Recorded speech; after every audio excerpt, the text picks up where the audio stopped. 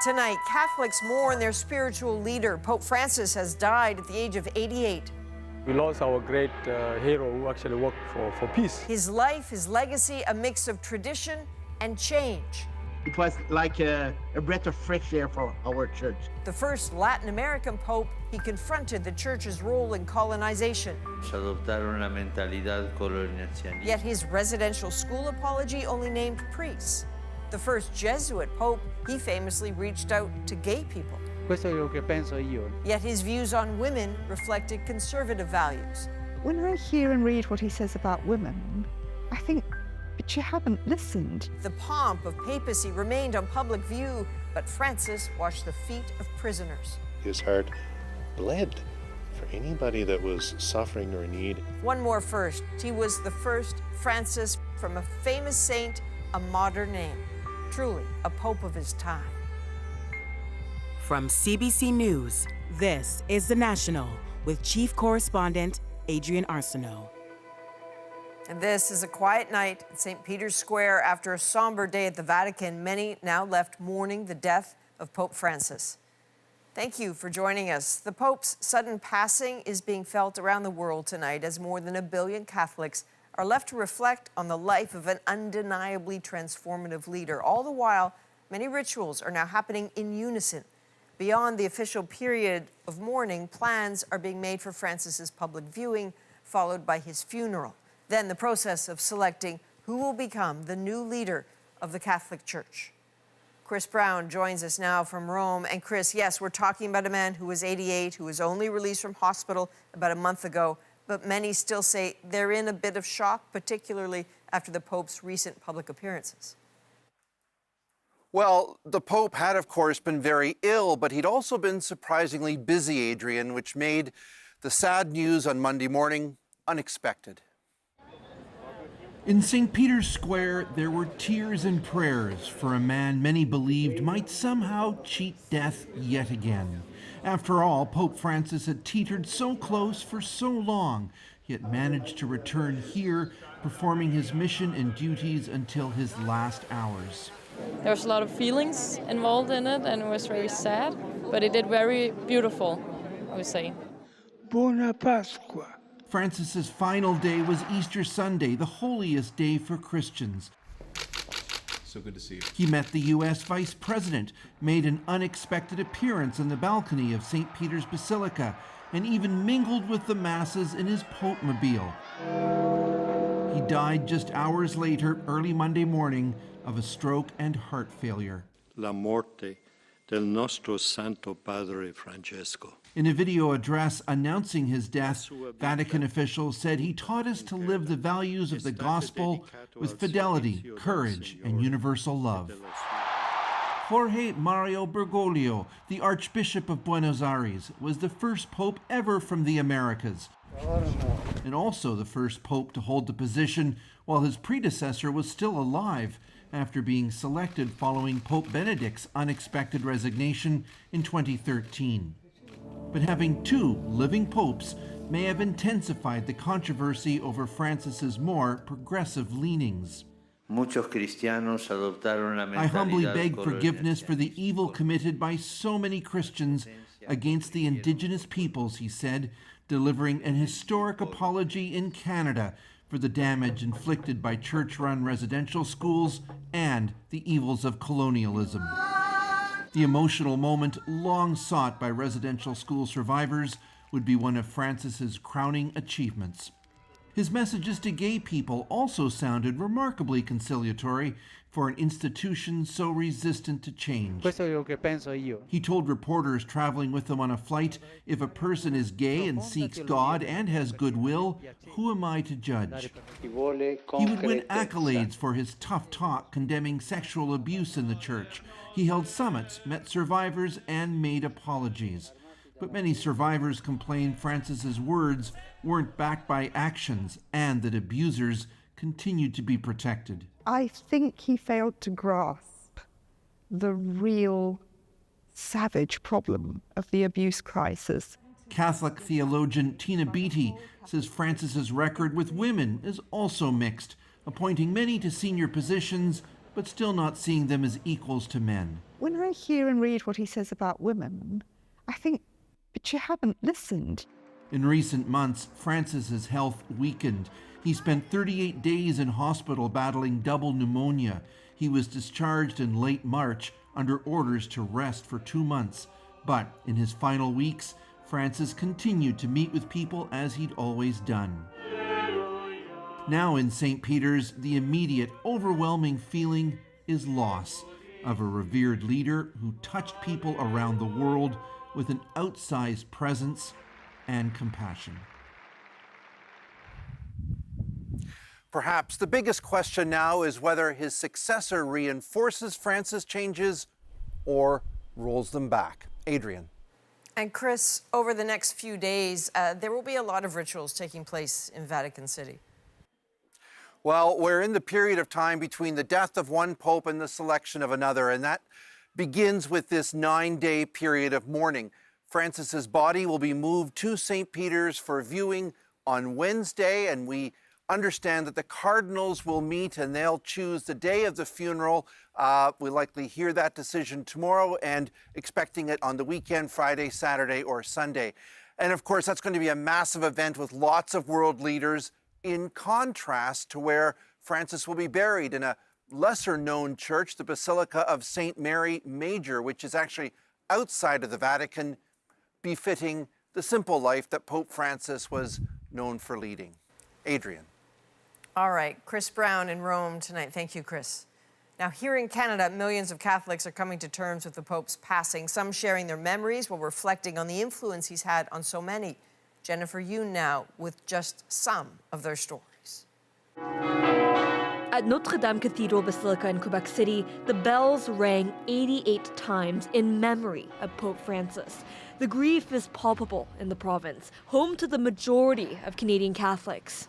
I know that he suffered a lot, but yet we wanted him to stay a little bit more with us. We loved him. And for the Holy Father, Pope Francis. Approximately 11 million Canadians identify as Catholic. For some, the news was devastating. I am just still very shocked, and I'm so sad for the world. This bishop was appointed by Francis in 2019. He saw the Pope as a champion for the most vulnerable. Taking care of the poor, the excluded, the marginalized. He helped us to get out a bit of just being inside our temple. This Edmonton Archbishop met the Pope several times. He says he was moved by how welcoming he was. You could just tell that his heart bled for anybody that was suffering or in need, and he didn't hesitate to make his voice known on their behalf, to advocate for them. Including those who had been hurt by members of the church, says this priest. He met with survivors of abuse and sat with them and asked for their forgiveness. He met with a lot of people of the LGBTQ plus community, particularly transgender people. This gay Catholic man says there's still room for more inclusivity in Catholicism, but he recognizes the strides Francis has made. He said that the criminalization of LGBTQ plus persons is unjust and wrong. Soon, Cardinals will gather once more to elect a new pope, as Canadians wait and watch to see if that person will follow in Francis's footsteps. Jennifer Yoon, CBC News, Toronto. Canada's Governor General called Pope Francis a beacon of hope and compassion. In a statement, the Right Honourable Mary Simon recalled his visit to Canada in 2022, where he delivered an apology for the devastating abuse of Indigenous children at residential schools, adding it was a testament to his commitment to respect, dialogue, and collaboration across cultures and faiths. That visit brought both praise and criticism, and tonight many are looking back to that moment. Sam Sampson looks at how some Indigenous people in Canada remember his words and his legacy. We stopped here and he took a time by himself. Chief Tony Alexis retraces the steps he took with Pope Francis almost 3 years ago, leading to sacred water. The visit, part of a historic moment between the Catholic Church and Indigenous communities. So he took it upon himself, as a leader should, to reconcile that relationship. During what he called his pilgrimage of penance, Pope Francis met with different Indigenous communities in Canada, starting in Alberta. I am sorry. Where he made the Church's first apology on Canadian soil for the abuse Indigenous people suffered in Catholic-run residential schools. And that respect that Pope Francis gave to the people here, he didn't come here to stand above us, he came to stand with us.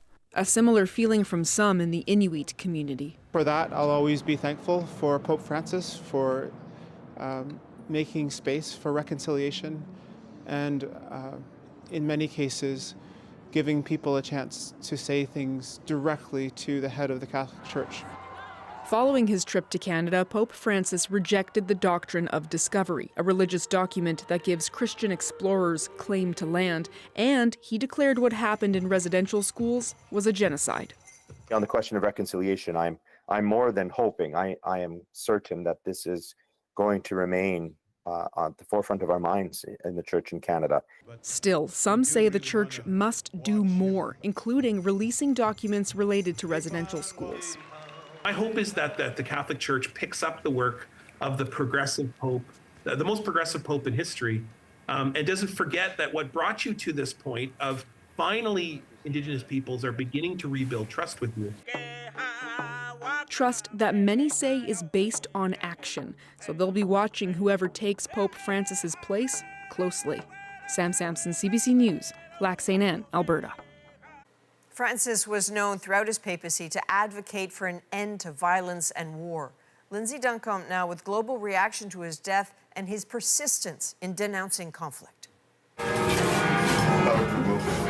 A troubled world mourns a champion of peace. Today is a very sad news for all of us in South Sudan and in Sudan that we lost our great hero who actually worked for peace. Worshippers in South Sudan recalled the moment Pope Francis kissed the feet of warring leaders. Our hearts are broken, she says. Grief shared in Gaza. Pope Francis kept in touch with the small Christian population there and spoke out against the war. At Christmas, Francis visited a nativity scene featuring a Palestinian keffiyeh. I like the way he standed with Palestinians and his courage to talk around the world about us. In Ukraine, though, mourning Catholics expressed disappointment that the pontiff didn't do more to condemn Russia. I hope that the next pope, he says, will be more favorable to Ukraine. Russian President Vladimir Putin was among world leaders to praise Francis, saying he had an extremely positive attitude toward Russia. Francis was the first Latin American pope, and in his home of Argentina, it was the pope's work with the most vulnerable that was remembered. El Papa de los pobres. The Pope of the poor has left us, said the Archbishop of Buenos Aires. Donald Trump honored the Pope at a White House Easter celebration. The U.S. president will be among the world leaders at the Pope's funeral. He was a good man, worked hard, he loved the world. The Pope leaves behind a world still complicated, still at war, still in need, where many grieve a man who tried to make it better. Lindsay Duncombe, CBC News, Vancouver. For the more than 1 billion Catholics around the world, the direction of the Church very much depends on who is selected to fill Francis's shoes. Much of what happens next for the Catholic Church is based on a centuries-old process steeped in tradition. Cardinals from around the world, the most senior members of the Church, most hand-picked by Pope Francis, will descend on the Vatican for the election, known as the conclave. Cardinals vellet. Within 20 days, the conclave will gather under a vow of secrecy in the Sistine Chapel to begin voting. The ballots are burned after each vote, with crowds outside in St. Peter's Square waiting for that famous white smoke from the chapel chimney signaling a decision. It takes a 2/3 majority to elect a new pope. Most conclaves since 1900 have lasted just a few days. Let's bring in CBC News' Vatican analyst David Perlich now. So, David, can we talk first about Pope Francis's legacy? I think there's multiple legacies. I think the legacy depends on who you are, what country you live in, and what your background is. The legacy here in Canada will be steps towards reconciliation. The legacy in the United States will be weighing in on issues that are considered domestic politics. The legacy for a lot of people in Islam is that he met with the Grand Mufti. The legacy in Congo is one of peace. So I think it really depends. For GLBTQ people, the legacy will be one of openness. And for more traditionalists in the church, the legacy will be one of confusion or anger. So it depends. I think it's impossible to sort of speak of one legacy for all, but of multiplicity. I want to talk about one of the ones you just mentioned, that legacy specifically within the church itself. Well, that is actually what I think the legacy of Francis within the church will be both what he is remembered for as his greatest strength and potentially the thing that caused the most harm and the thing that many of his detractors are concerned about, which was the notion of confusion. It's called synodality in the church. It's listening to people right down to the parish level. It's an openness of a church, an openness to dialogue, an inclusivity of dialogue within the church. That doesn't affect dogma. It doesn't affect the doctrine of the Catholic Church, but it did bring voices that hadn't been heard before, voices asking for married priests, for a greater role for women in the church. And I think for many that brought confusion. They were looking for more, these are the rules, this is how it is. And Francis was more, why don't we bring everyone in and have a talk? One of my favorite moments with Francis, he was asked, who would you like to have in the church? And his response was, todos, todos, todos. Everyone, and we will figure it out later. One last thought briefly to the selection of a new pope. 2 points I want to touch here. Firstly, what goes into that decision? Big question. Secondly, the potential paths moving forward? What will go into the decision is whether or not the cardinals that enter the Sistine Chapel, whether they will vote for somebody who will continue his legacy, for someone who will temper his legacy, or for someone that would counter his legacy. So there will be the first general congregation, a very important meeting of cardinals begins tomorrow, and then those conversations will be held, and the cardinals will be discussing nothing but the path forward and the challenges facing the church and the church in the world, most importantly. All right. Vatican analyst David Perlich in Calgary, thank you, as always. My pleasure. Now, the Pope's death comes as we enter the final week of the federal election. Pope Francis was a voice of moral clarity, spiritual courage, and boundless compassion. How leaders are responding on the campaign trail. Plus,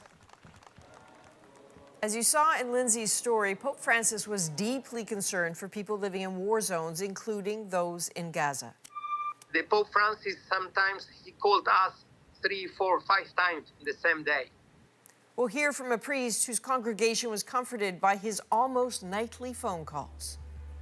Our special coverage of the death of Pope Francis continues after the break.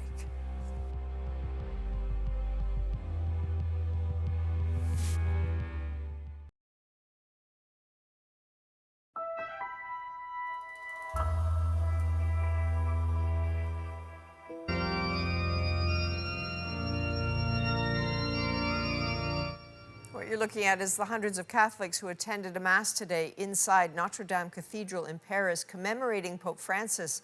Earlier, its bells tolled 88 times, one, of course, for each year of the Pope's life. Now, Pope Francis's death shifted the tone on the campaign trail today.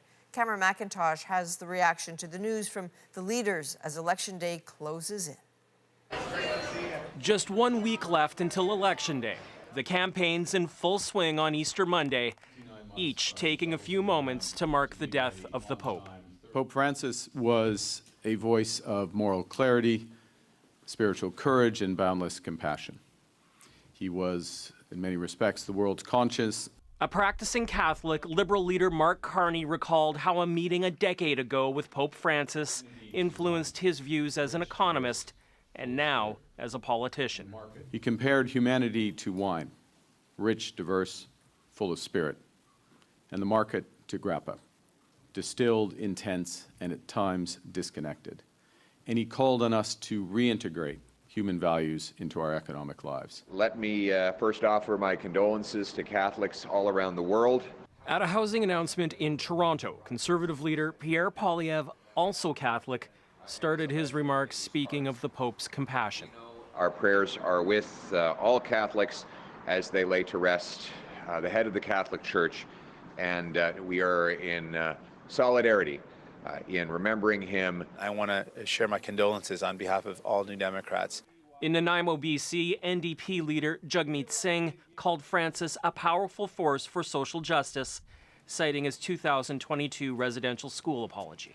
I think only someone like Pope Francis was able and capable of making that commitment and fulfilling that apology. Part of Francis's 2022 trip included a stop in Quebec City.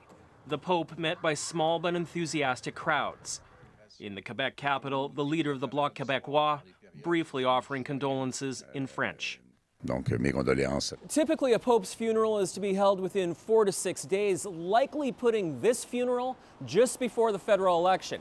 If Mark Carney attends as prime minister, it would mean stepping away from the campaign in its final days. Cameron McIntosh, CBC News, Ottawa. As Cam mentioned, the leaders are out on the trail taking advantage of the final week of campaigning. I'm Ashley Burke covering the Liberal campaign. Leader Mark Carney is back in Atlantic Canada, where his party is polling better than anywhere else in the country. Carney's focusing on his plan to train more doctors, offer up to $20,000 for a cycle of IVF treatment, and improve access to abortions. Carney used that to try and contrast himself with Pierre Poilievre, saying the Conservative leader wants to override Canadians' rights, not protect them. Poilievre has vowed to use the notwithstanding clause to keep mass murderers behind bars until the day they die. That would mean overriding a Supreme Court decision that found it unconstitutional. Carney warns when you start overriding the Constitution, you have to ask, where will it end? I'm Kate McKenna covering the Conservatives in the Greater Toronto area. Pierre Poilievre is the only major party leader who hasn't yet released a platform, but now he says his costed plan is coming Tuesday. The Conservative leader has already made big promises, including a plan to cut income tax that's set to cost $14 billion. But he hasn't clearly spelled out how he'll pay for them. Poilievre's been running on a message to fix the budget. So far, he said he would make cuts to consultants, foreign aid, and the CBC. And he said new policies will spur growth and bring in new revenue. But Liberals have criticized the Conservatives, questioning why they're waiting for the final days of the campaign to show their math. I'm Marina von Stackelberg covering the NDP. Jagmeet Singh is back campaigning in his own Burnaby riding for the third time. But this is the New Democrats' first time holding a rally since the election began. After what felt like a sometimes slow start, there's a renewed push in British Columbia with more frequent and bigger events.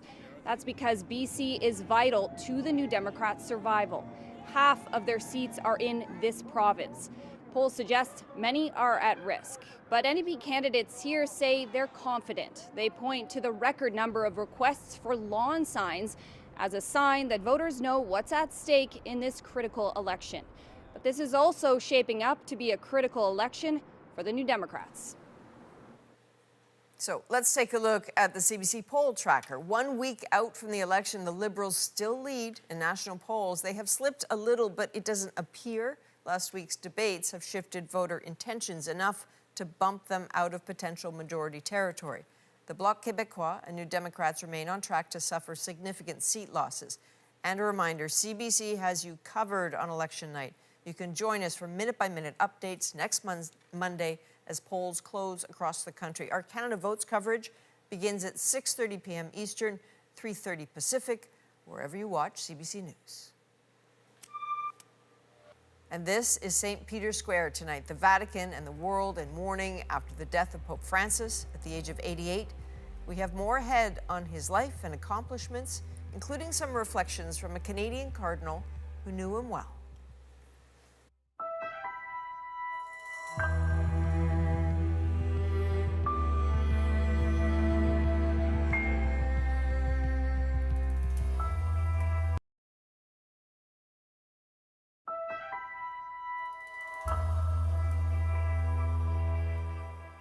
Gloria Patri et Filio et Spiritui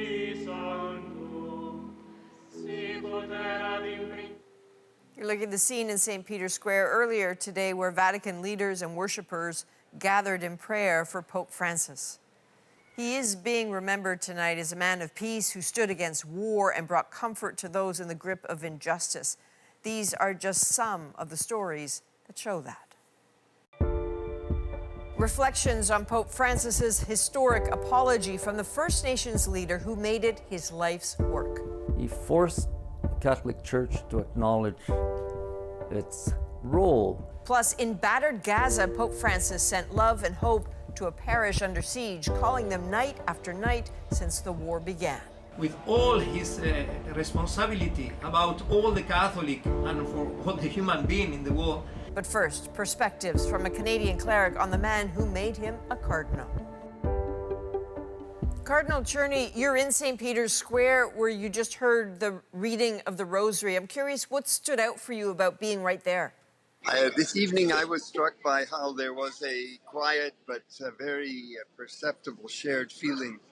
A feeling of sorrow, a feeling of shock, a feeling of gratitude, of hope, and of some anxiety. I'm sorry that we're talking about the death of someone you knew well. You're the first Canadian the Pope elevated to cardinal.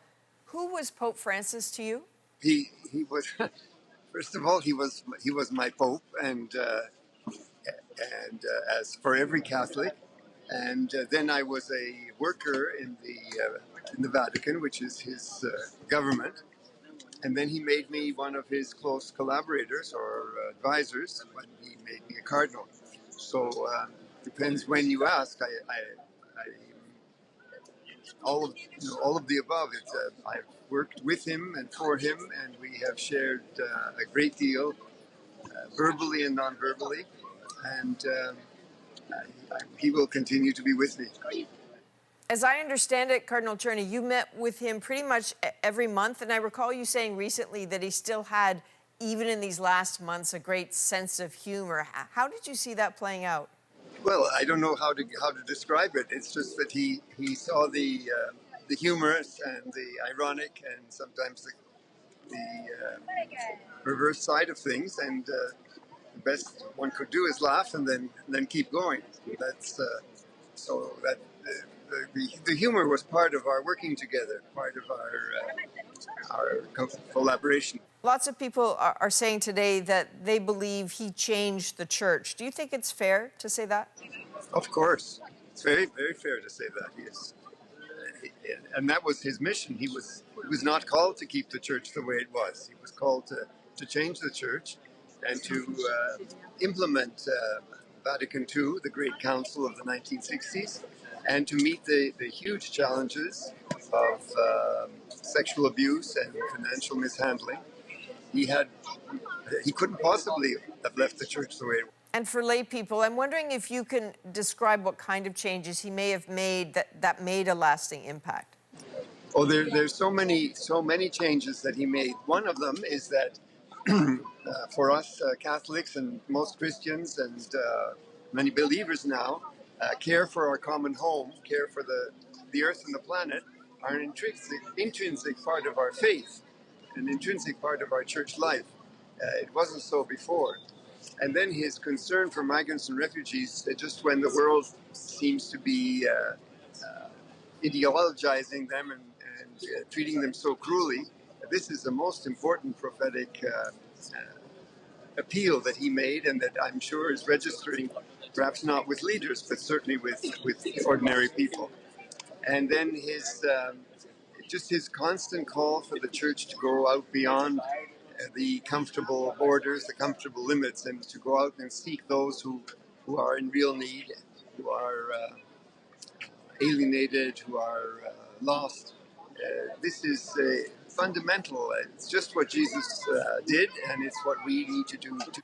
And Cardinal Carney, is there something you think Canadians should keep close about Pope Francis over the next few days?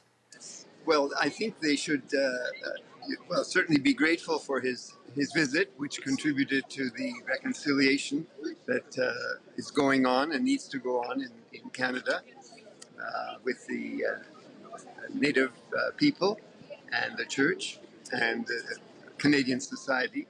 But I think I hope that people will remember him for the full range of concerns and issues which he shared so passionately and integrated so deeply into our faith. And I think this is a great gift that he has given to humanity, and I think Canada will continue to benefit, as our Prime Minister said so well today, that the Holy Father, that Canada will continue to benefit from his vision and his moral leadership. Cardinal Carney in St. Peter's Square, thank you. Thank you. Bye-bye. Now, just yesterday at St. Peter's Square, right behind me, exactly where Cardinal Carney just was, Pope Francis delivered his final Easter blessing. Cari fratelli e sorelle, buona Pasqua. You can hear the fragility in his voice. His message also mentioned the people of Gaza and its Christian community in particular, invoking the death and destruction and the hunger. And as always, he asked for peace. Here's a deeper look at the link between Francis and that forsaken land. Now, pretty much every day since October 2023, the Pope made a phone call to Gaza, to a small Catholic church. It started as a way to check in on a small congregation enduring war. It became a tradition until the very end. Earlier today, I spoke with Father Gabriel Romanelli in Gaza, and we started by talking about the last time he heard from the Pope. It was Saturday night. Father, when you heard him on Saturday, how did he sound to you? So we heard that he was tired, but not at point to thinking that he's dying. He's died. No. And he told us, thank you, shukran, for your service, for your prayers. And I pray for you. I give my blessing. So, and this is, he asked also for the general, for the people, was 2 minutes, the very small call before the vigil, before the Holy Mass. Mm-hmm. And this was the last call with us. The last call to a place and people once so surprised to hear from the pontiff. Eventually, Pope Francis's short, kind, nightly chats became a treasured tradition.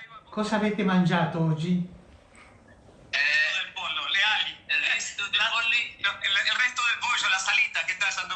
And every day, for more than 1 year and a half, he called us, usually at 8 the Palestinian time. And the Pope Francis, sometimes he called us 3, 4, 5 times in the same day, especially during the bombing or with the people killed or was wounded, also inside the compound. What did it look like when he called?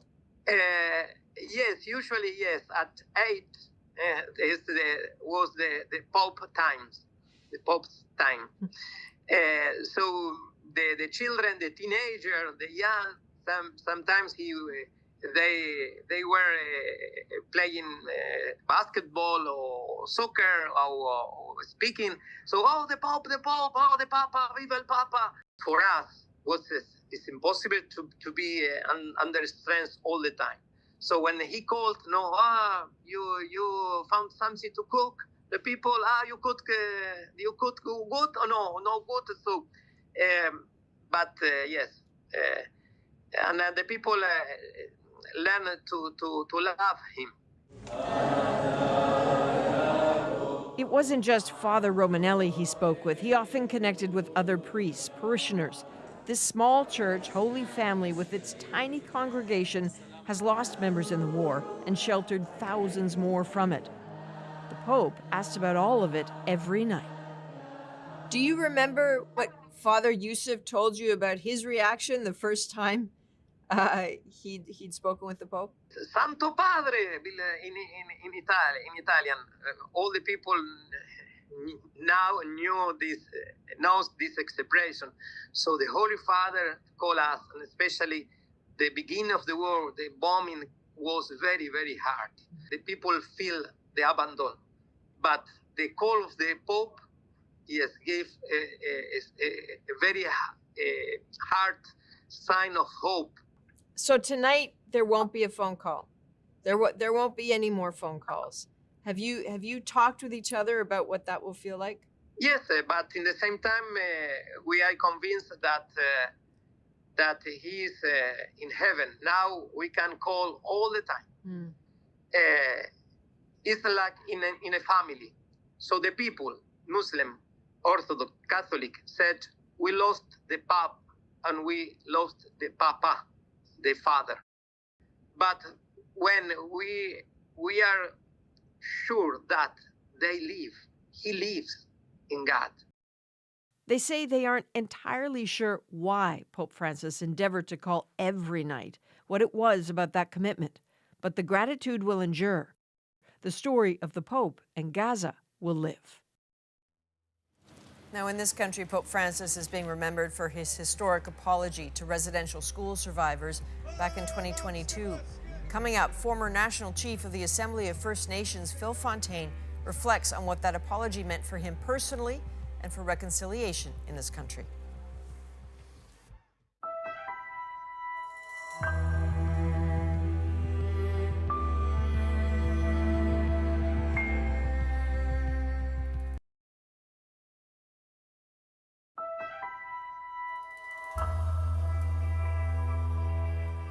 When Pope Francis begged forgiveness on Canadian soil, it was a tribute to the work of First Nations leader Phil Fontaine. Pope Francis was a special person. He was a compassionate, humble individual. At a Manitoba residential school, he suffered unspeakable abuse and was among the first to break the crushing silence. I carried the hatred part in me for a long, long time. For years, the former National Chief of the Assembly of First Nations told the Church it must apologize for its role in that unholy system. At the Vatican, Francis listened, and in Canada, he delivered. I spoke with Phil Fontaine earlier tonight. Phil Fontaine, thank you for making time for us. I know you went public with your own experiences with residential school abuses. Many years ago, you pushed for a papal apology. It happened, and now he's gone. And when you think about his passing, what does his passing mean? What does this moment mean for you in your own journey?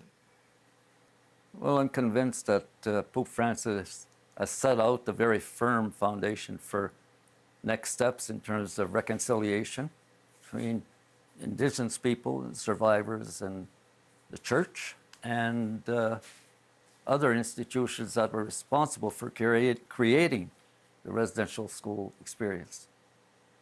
And you know, you have, because you pushed for an apology, you ended up meeting with two popes, and you had the rare opportunity, I think, to meet with Pope Francis in particular several times. And today, is there something you're remembering most acutely about him as a man? Absolutely. I was struck that Pope Francis was such a humble person, compassionate, and a terrific listener. And when he made a commitment, he was true to his word. And he certainly was when he offered us an apology, a more fulsome apology that would be delivered on Indian lands in our homeland here in Canada. And what a moment that was when that happened. If we think, I suppose, about Canada's path to reconciliation, do you have a sense of the lasting impact of that apology on these lands from the Pope?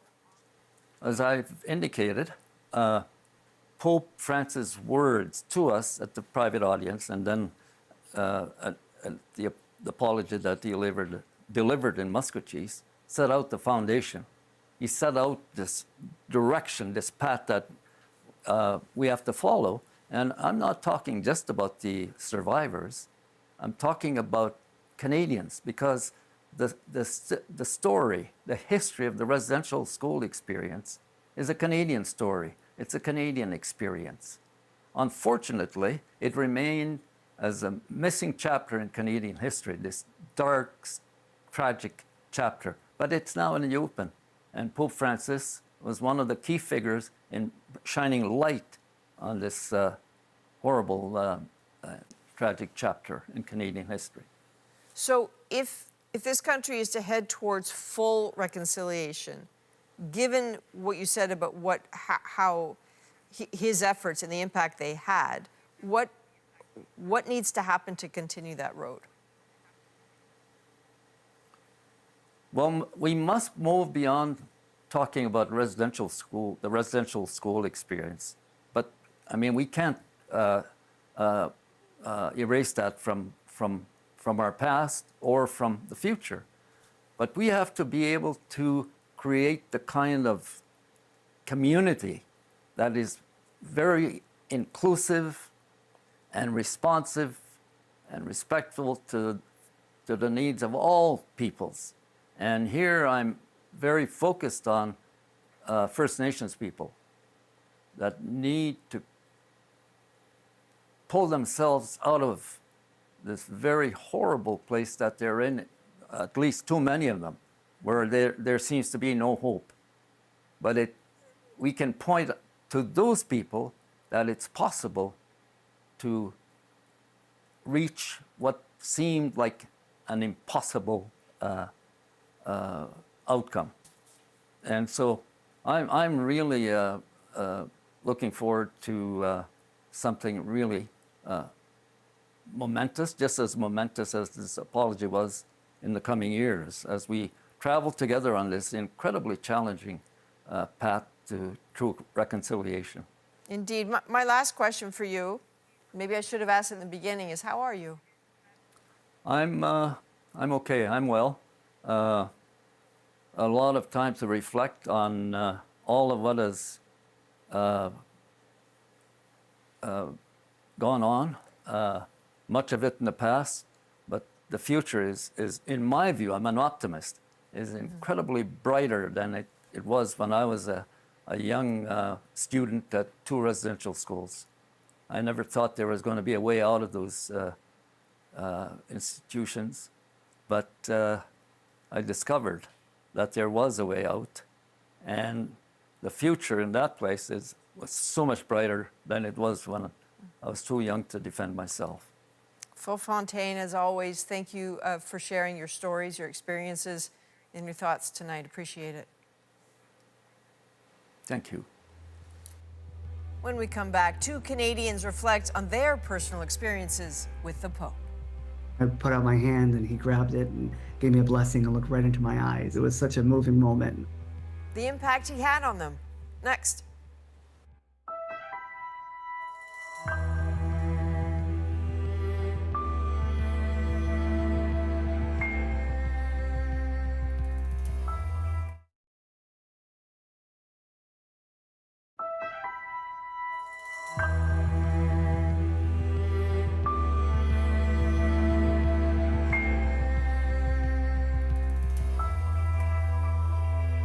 So as you've seen, Pope Francis had a profound impact on people across the globe from all walks of life, including many Canadians. And tonight, we're hearing from 2 who had the opportunity to meet him and whose lives were definitely touched by him. My friend is an author, and he got invited to an audience with the Pope in Italy in 2021 during the pandemic. We went together, and at the end of the Mass, the Pope actually came down from the altar to the front row. I put out my hand and he grabbed it and gave me a blessing and looked right into my eyes. It was such a moving moment. And I said to Pope Francis, I'm Deborah Morrow, I'm from Canada, and I say, we have a recently installed bishop in Alberta, where I'm from, and I was wondering if you would bless this pectoral cross for him. I say Bishop McGrattan, I use his name. And he says, oh, Bishop McGrattan, of course I will. You listen to this man and you realize he also is human. He also is he also was. He was a man. It was just so incredibly grounding and so perfect for me. It really has been a blessing to be able to meet the Pope on several occasions, and a Pope that I resonated with, the cruel Pope. His last message at the World Youth Day in Lisbon was todos, todos, todos, everyone. The church really is for everyone. Repita conmigo, todos, todos, todos. I just wish him peace now among the peace that he gave to so many. It's so interesting to talk, to hear them talk about him as a man. And in the next few days and few weeks, you're going to hear so many more of those stories. And you'll hear about the funny side of him and the quirky side, that You know, he carried his own bags. He checked out of the hotel in Rome using his own credit card. He took the bus to the Vatican. He wasn't interested in the limousine, wasn't interested in the Prada slippers. He was just fine with his old shoes. You're going to hear a lot more of these stories because there are so very many of them. From all of us at The National, thank you for being with us. You can watch anywhere, anytime on the free CBC News app and subscribe to The National's YouTube channel. I'm Adrienne Arsenault. Take care.